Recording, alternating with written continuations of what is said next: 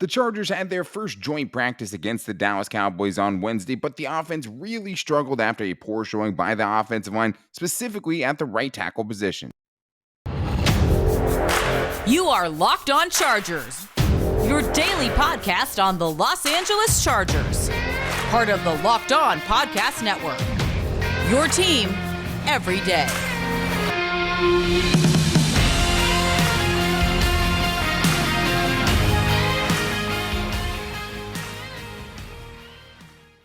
What is up, and welcome into the Locked On Chargers podcast. I'm your host, Daniel Wade, joined as always by my co-host, David Droegemeier, and we've been covering the Chargers together now for over 6 seasons, but we're headed into our 5th season as the host of the Locked On Chargers podcast, bringing you your team every day. Thank you guys so much for making this your first listen for probably like the third time in the last 2 days, because it's been crazy. But to make sure you never miss a show like the emergency Derwin James show that had to go up yesterday with his big deal, make sure you're subscribing to the Locked On Chargers YouTube channel and also following the show for free on all platforms wherever you get your podcast from. But unfortunately, David, I wish we had better news about the first day of the Chargers joint practice against the Dallas Cowboys, but it seemed like the offense really struggled. The skill position players had some bright moments, which we'll get into, including cooking a lot of Cowboys DBs. But the offensive line really seemed to kind of neuter anything the offense was trying to get going against the Dallas Cowboys in team period when they're going 11 on 11. And most of the reporters that could be out there today were focusing on the offense. So that's what we're going to focus on today, including a rough day for both of the right tackles reportedly. And really, kind of putting a bigger spotlight on a position that we already had big questions about going in. But we also did get some helpful updates from Brandon Staley, including a definitive timetable on when Kenneth Murray is going to return, actually much sooner than I would have expected, honestly, or than I did expect. So that was great to hear. And then Donald Parham, and when Derwin James is going to start working his way back in. But David, it starts with the offensive line, who seemed like they struggled all day. Trey Pipkins and Storm Norton both seemed to have bad days reportedly, but it seemed like it was the entire offensive line. From Daniel Popper from The Athletic, he was out there, said the Chargers gave up 8 sacks in the team period during 11 on 11. Nick Cothrell from Sports Illustrated saying it was 7 or 8 sacks. That's just crazy. It's going to be hard to do anything offensively when the offensive line can't keep it together up front. Yeah, if your big guys, your big uglies, or your big beautiful men out there aren't blocking the best way for you, you're going to struggle. It all starts up front. I've talked about the spine of the team and how the Chargers have really needed to invest the resources into improving that unit. They have done that, but on this day against the Cowboys, by all accounts, by all reports, and some of the videos I've seen, the Chargers offensive line grossly struggled against the Cowboys and that ferocious defense led by Micah Parsons over there. Yeah, well, that's the thing too, is like when you go up against the Cowboys, Joey Bosa and Khalil Mack are both freaks in their own regard, but they have been practicing against the same tackles, right? And you pick some things up and you keep going against the same guys. Micah Parsons is a freak. Like, there's just not another NFL comp that I have for that dude at the moment, who's just coming off a ridiculous rookie season. And he did this to the Chargers when they played, right? That was the first game where Storm Norton, I think, really got exposed in that game. But in this game, Brandon Staley was saying, hey, like, we're not game planning for this, right? And you could tell because Austin Eckler was saying something along the same lines. He said, we didn't know what they were going to come out in, and they showed us some looks today defensively that we really weren't prepared for. We were kind of figuring it out on the fly. And Brandon Staley says, hey, there's something positive to take away from that too. Yeah, like they intentionally didn't game plan here. They didn't watch a lot of tape. They actually wanted to go in here. The coaching staff wanted to manufacture a situation where the offensive line and the offense had to go in there and kind of adjust on the fly. They didn't want them to kind of get too heavy on the finer details of, advanced scouting, all of that. Obviously when you go play an opponent in the regular season, you have all kinds of information and you have kind of a more streamlined idea of what your plan of attack is going to be against that team. The Chargers didn't want that in this. They wanted to have them just go line up and go play football and try to beat the man in front of you. Like that's what it was all about. And that I think that's valuable. In this situation here, when you don't have all the information at your disposal and you have to go out there and just let your play do the talking, there's a lot of opportunity here to learn from the tape, that they're going to get from these joint practices, make those corrections and be better. But definitely, and on this day, they seem to struggle quite a bit with that. Yeah, and obviously in the team drills, that's something. But then in the one-on-ones, that's one-on-one, right? You're going one-on-one against a dude.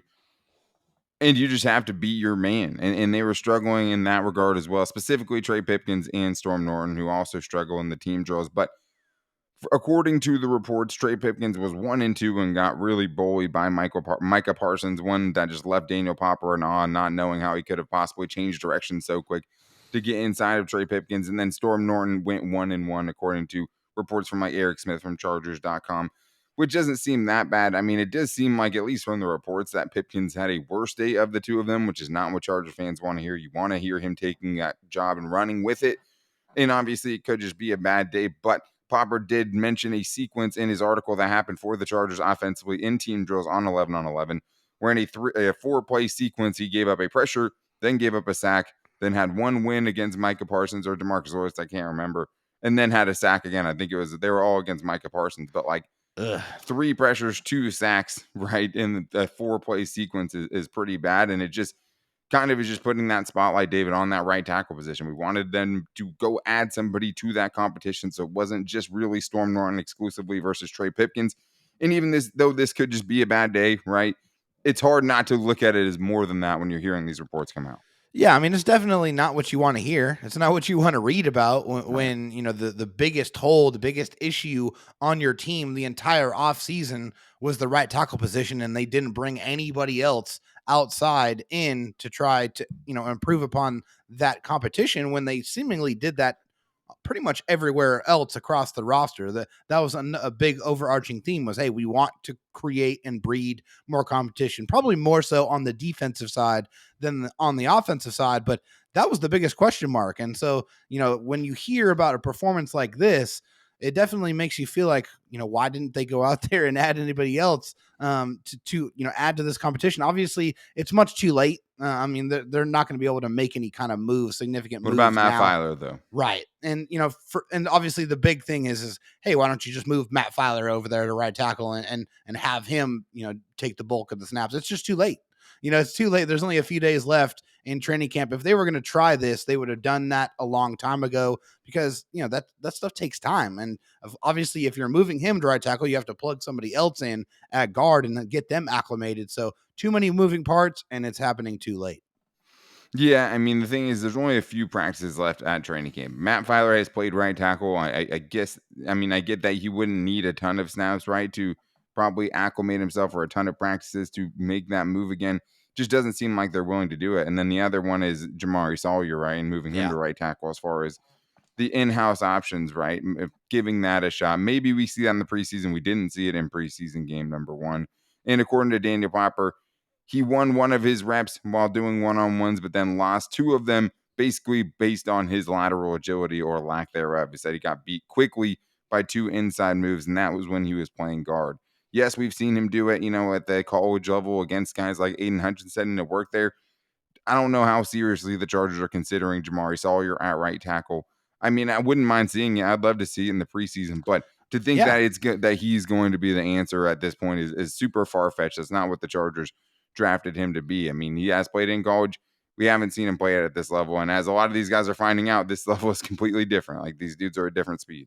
But it's good. It's good that the right tackles that the Chargers have out there, Storm Norton and Trey Pipkins, are going up against an athlete the caliber of Micah Parsons, a guy that has otherworldly quickness, the guy that has instincts and is just a very rare athlete, one of the rarest athletes that they're going to see all season long. So they're getting that quality work. Obviously, going up against Joey and Mac is quality work as well. But this is somebody you haven't seen every single day. This is somebody that's putting together moves and has a different kind of skill set that you have to plan and go out there and try to, you know, fend off. And they struggled the first day. Let's see if they're going to be able to make some adjustments and have some better success on the second joint practice day. Yeah, and reportedly Zion Johnson had some struggles too, right? So it seemed like everyone had some struggles. Daniel Popper said every single starter got beat in 11-on-11. So there's no perfect answer, but that was something we had questions about the entire time, right? So when you see something like this, it definitely perks it up. It's like, well, I mean, you hope it's better than it was last year, and that's still definitely not out of the question, but how much better? And should there be someone else in this competition like we thought there should be? That remains to be seen because this is the last tune-up against, you know, real starting NFL type stars like a guy like DeMarcus Lawrence, right, or Micah Parsons. They didn't do too well in this test, and hopefully they get enough from that tape to keep on improving because those seem to be the options that they have right now. The wide receivers, though, on the other hand, when there was nobody rushing, seemed to be smoking all of the Cowboys DBs, and a lot of them had big days and really showed, I think, what the Chargers offensive arsenal can be a little bit and why it should be very exciting to see when the Chargers finally roll that thing out. But you're only as good as your offensive line, right? Because as soon as the offensive line, defensive line got out there, things changed a little bit. But there are some highlighted performances that we definitely want to get to because we know this Chargers offense needs to be firing on all cylinders. But if you need your small business to be firing on all cylinders, you go to LinkedIn Jobs, something I'm very excited about and you should be excited about as any kind of business owner because as you guys gear up for the fall, you need the right people on your team, and LinkedIn Jobs is here to make it easier to find the people that you want to talk to faster and for free. Create a job post in minutes on LinkedIn Jobs to reach your network and beyond, the largest professional network of over 810 million people. Then add your job in the purple hiring frame for your LinkedIn profile to spread the word that you're hiring so your network can help find the right people for your company to hire. Simple tools like screening questions make it easy to focus on the candidates with just the right skills and experience so you can quickly prioritize who you'd like to interview and hire. That's why small business rates LinkedIn the number one job in delivering quality hires versus leading competitors. And LinkedIn Jobs helps you find the candidate you want to talk to faster. Did you know every week, nearly 40 million job seekers visit LinkedIn? Post your job for free at linkedin.com/lockedonnfl. That's linkedin.com/lockedonnfl to post your job for free. Terms and conditions apply. All right, David, well, it wasn't all doom and gloom for the Chargers. They did have some guys, that were popping off, including the Chargers wide receivers who seem to be getting a lot of the goods on the Cowboys DBs. A lot of videos of guys doing really well and really leaving Cowboys DBs in the dust. And one-on-ones like that heavily favor wide receivers, right? Especially in a drill like that. I mean, of course, but the win rate there was crazy. And I think there's at least 3 wide receivers you're going to want to keep an eye on in fantasy. So make sure if you guys with those fantasy leagues coming out soon that you guys are checking out the Locked On Dynasty and the Locked On Fantasy Football shows where you're getting the best experts in fantasy football to get you ready to win your league, free and available wherever you get your podcast from. But David, the wide receivers were cooking. I mean, first, let's just start with that D ball from Jalen Guyton, or to Jalen Guyton from Justin Herbert, picked up by basically every sports media outlet, just kind of awing at what Justin Herbert's arm looks like. With an easy flick of the wrist, Daniel Popper had it as a 45-yard touchdown with Jalen Guyton doing a little, outrunning someone basically. Didn't really do much, just outran the dude and caught a nice over-the-shoulder dime from Justin Herbert. That's always good to see coming out of camp. Sometimes that's all it takes. And one thing we know that Jalen Guyton has is that world-class speed. So if he gets a step or two on you, it's over. Yeah. He's got you beat. And, it seems like he's pretty darn good at those over-the-shoulder catches. He's done that a lot. And, of course, it doesn't, can't help but give you some deja vu going back to that long bomb that he caught against the New York Giants. Oh, yeah. One that absolutely went viral, that a lot of people said was the best throw that they had ever seen. Daniel Jeremiah, right, on the broadcast saying that was the best throw I've ever seen. Yeah. Which, I mean, hey, Daniel Jeremiah is one of the most respected guys in football, period. Yeah. So when he says something like that, it's, people pay attention. So just another one of those majestic, long, deep passes from Justin Herbert that you love.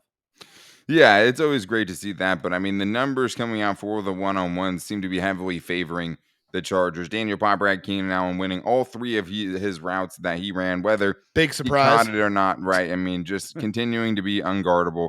DeAndre Carter was 4 for 4 in one-on-ones. Michael Bandy was 3 for 3 on one-on-ones and continues to be just, crushing it in training camp. How do they not keep that dude, right? But doing everything he possibly can. Yeah, and then Josh Palmer, I mean, the 2 clips I saw from him today, I mean, it was a ton of separation, great releases off of the line of scrimmage, picking up that Keenan Allen handbook and that Keenan Allen film. It was all showing off. I mean, David, they were winning every single one-on-one matchup for all the guys that are either on the roster or competing for a roster spot. We're out there cooking Cowboys DBs, and we'll see if it continues tomorrow. But one thing that just kind of made me, think about is just the fact that, yes, we might not have seen any separation in that wide receiver room today, but I think you're feeling really, really good about what that Chargers offensive arsenal is looking like right now. Well, it's just so many different weapons and so many different types of weapons that the Chargers can deploy. You got your speed guy, you got your possession receiver that can just really shake anybody at the line of scrimmage with Keenan Allen. You got your big bodied wide receiver who has a great catch radius, who always does well at those contested catch situations with Mike Williams. You got a very technical route runner with strong hands in Josh Palmer. You just have a lot of different weapons, and then you got DeAndre Carter. You add to the mix, a guy that just has some secret weapon, otherworldly quickness that he uses to win as a punt returner, and it's showing up all over training camp against the Chargers defenses and against the Cowboys defenders as well. It just seems like this guy is going to do damage in the regular season, a guy that we didn't see coming, and I don't think the rest of the league is going to see coming as well. A lot of mouths to feed, but it seems like all of those mouths are still hungry. Yeah, I mean, I think the argument is, hey, he had a pretty good year with Washington, his best offensive season last season, not being used as just a special teams guy, just a return guy. Yeah. And he was doing that mostly with Taylor Heineke. Right now, Yeah. he has Justin Herbert, but a lot more mouths to feed on the Chargers offense. And it's just nice. I mean, another touchdown from that dude. Really? What are we at? Like 7 or 8 touchdowns so far in training camp. It feels like it's 15. Yeah, didn't do much in the preseason. We'll see how much he plays and if you can kind of get some of that going in more of a live game action kind of a thing. Because Yeah, I'd like to see that. you would think you'd be better in that situation because people would actually have to get their hands on him to tackle him, right? But the one game we've seen from him, no targets, didn't really do anything there. But as far as the other options, though, I mean, to have 5 wide receivers that you feel like could have a role on this offense and could be a factor for this offense is great. And then if there was one thing from the offensive side of things to feel good about, David, it was what they were able to do in the red zone. 4 touchdowns in the red zone, according to Nick Cothrell. Gerald Everett, Keenan Allen, Jalen, Guyton, and DeAndre Carter all getting in. And this is, I mean, I think the Chargers are going to be very, very tough in the red zone. I mean, they have so many weapons down there. Austin Eckler is a demon down there. Mike Williams is as well. And Gerald Everett, right? I mean, if you're talking about fantasy football and Locked On Fantasy, I'm going to have to give him a tip to tell people to buy low on Gerald Everett, especially with fantasy season, because, I mean, talked about all DeAndre Carter's touchdowns. Gerald Everett seemingly comes out of every red zone session with a touchdown. So I'm hammering Gerald Everett, who I still think is just, even with an offense and so many mouths to feed, like, it's just so hard for me to think, how is this guy not just going to have a huge season? There's so much opportunity for him this year. I mean, all of the targets that Jared Cook got last year, 80 plus targets there. I mean, and of course, obviously not all of those are going to be just directly distributed to Gerald Everett, but the opportunity is there. Right. And he's playing with Justin Herbert, the best quarterback that he's played with in his NFL career. And he gets to play in an offense with an offensive line that's one of the best in the league. Man, he's going to be in for a absolute career year. I've been saying it. You've been saying it. I can't wait to see it. And it's just because this guy is so physical. He brings that yards after catch ability. And in the red zone, I mean, he's going to fight to get those touchdowns. And he plays physically. And I can't wait to see it on Sundays. Yeah, I mean, he's another guy where you'd think, the live game action would lend itself more to his game. This is what he's doing, when no one can tackle him, but like also every time someone touches him, he's getting called down, where it's like, no, like in the game, I would have punched him in the face, like, and just give him an elbow to the neck, like, and I would not have gotten tackled right there. Like, trucking this guy. Yeah, totally. But I mean, speaking of red zone weapons, another one of those guys, we don't know when he's coming back now because it's Donald Parham, who I think obviously at 6'8" is a huge red zone weapon, and we got a little bit of an update on his injury, him being week to week, and also got an update on Kenneth Murray's injury, because that is something where this entire time, David, we haven't had like any kind of, firm timeline on when he's coming back. Yeah. And then all of a sudden, Brandon Staley was like, he's 5 days away. So we're going to talk about that for sure. But I do have an important message I have to deliver to you guys. I think all of us have been in a situation where you're hanging out with some friends and putting back a few drinks. A few becomes a few too many. And as the evening comes to an end, people start to head out and you're thinking about calling a ride. And you think, nah, I live right down the street and I'll be fine. What are the odds I get pulled over anyway? And even so, what's the worst that could happen if I did get pulled over? You lose your license, right? You get your car impounded, you total your car, you kill someone. Everyone knows about the risks of drunk driving, and the results are tragic and often deadly. However, that still doesn't stop everyone from getting behind the wheel while under the influence. That's why police officers are out there right now looking for impaired drivers on our roads to save lives. So if you think you're okay to drive after a few drinks, think again. Play it safe, Plan to get a ride. It only takes one mistake to change your life or someone else's life forever. And I think all of us have probably been infected by something like that. I know that I have. So drive sober or get pulled over. All right, David. Well, we talked about the Chargers and their joint practice, but there was other things that I thought were more interesting coming out of that, including Kenneth Murray's coming back. And then that brings up questions of its own. Where have you been? Why didn't we know anything? Where'd you go? It's been such a saga with him, man, just because, he didn't elect to get off-season surgery. He was going to try to let his ankle heal correctly on its own or heal naturally on its own. It didn't work. And right about the time he should have been coming back from, they realized it wasn't healing effectively. Then he had to get surgery, putting another, couple months on the timeline for a guy whose position was never really that solidified going into the season anyways. You also add in the fact that, you got guys like Kyle Van Noy and Troy Reeder into the equation as well. It makes everything a little bit iffy. But David, at least, the very least, we know when we think he's going to come back because Brandon Staley said 5 days. This 22nd of August, I think, is when he'll be back. Looking forward to that. He's doing very well. He's worked really hard. I mean, and Brandon Staley almost never seemed like everything's day to day with this dude. Yeah. Not Kenneth Murray. He said, he's coming back on Monday, which I thought was interesting. Well, I mean, it just makes you feel like, hey, they've had a plan. They knew before. He let everyone else know when Kenneth Murray was going to come back, and obviously, you don't really want to ever put any hard dates out there unless you're feeling really good about Right. This guy being able to come back. And everything's phased, everything's all set up, everything's planned. So thankfully, we finally get to have Kenneth Murray back on the football field, and for his sake, hopefully, he's coming back 100% healthy. He can go out here and really just play fast because he missed a lot of time. He missed a lot of valuable practice time that he can't get back.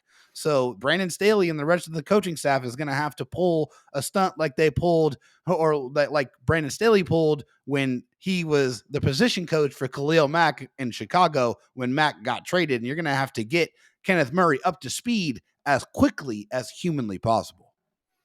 Yeah, I mean, and the thing is, too, is we don't know in what capacity he's coming back in on Monday, right? I mean, Derwin James was back at practice with shoulder pads today, but he didn't do anything, and that's the difference. I mean, coming back to practice is obviously a great first step. Would have been better if we would have known, hey, he's been doing stuff with the individuals already up to this point. Right now, he's getting ready to take that next step. Still, you don't know what he's going to be doing when he is out there. When is he going to be able to get out there in team drills? Will he be able to get out there for a preseason game? I doubt it at this point because we know he's not going to play this weekend. It doesn't seem likely. Yeah. And then the next preseason game after this week, this one's obviously Saturday night. The next one's going to be on a Friday. So he's going to have less time next week to try to get ready for that preseason game. And if anyone could use those reps in this defense, I think he definitely would be a candidate for it. And I think the question is right now, David, has he even given himself a chance at all, right, to win his starting spot back? Because I right now, I don't see it because Drew Tranquill was obviously one of the guys who was one of, they had him playing different positions last year, at least as far as one being strong side linebacker, one being weak side linebacker. But we know he's back now healthy and is thought of as LB1. Kyle Van Noy was a starting linebacker when he was healthy. And Troy Reeder has come in and been very impressive, right? It's only been one preseason game, but we've heard from the Chargers players that he hits like a truck, and he made some really, really good reads out there last Saturday night. I'm struggling to see his path back to being the starting linebacker. I don't think that you can just hand him over a starting role. You just can't. You can't do that with Kenneth Murray. He's going to have to come in here and earn it, and he's going to have to earn it in practice. And then, he's going to have to earn his role on Sundays, but you can't possibly just say, hey, Kenneth Murray, I know you're our first round pick. We're going to just put you right back into the fire. No, they can't do that. They have to have the guys in place that have earned their roles, that have been out there the entire time, that are with their teammates, have that chemistry down, have that communication down, and are ready to go. They can't conceivably just hand that over to Kenneth Murray. It's going to take some time to get Kenneth Murray ramped up, and he's going to have to earn his way back on the field. Yeah, and I mean, I think